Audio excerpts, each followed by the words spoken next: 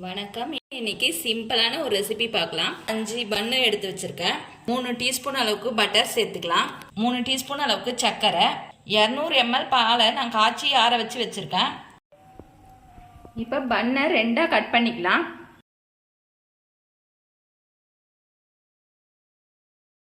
இந்த அளவுக்கு கட் பண்ணிக்கோங்க. இப்போ ஒரு ஸ்பூன் அளவுக்கு நான் பட்டர் சேர்த்துக்கிறேன்.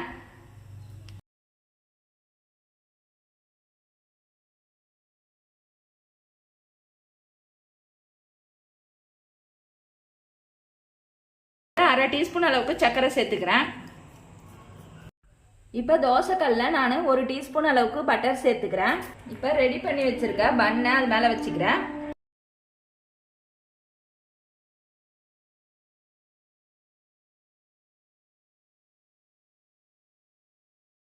இது மேலேயே கொஞ்சம் பட்டர் சேர்த்துக்கலாம்.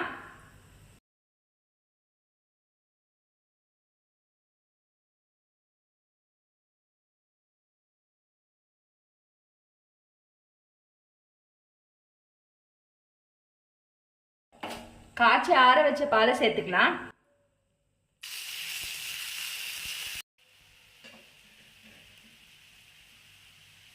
இது மேலேயே கொஞ்சம் சர்க்கரை தூவிக்கலாம். ஆஃப் பண்ணிக்கிறேன்.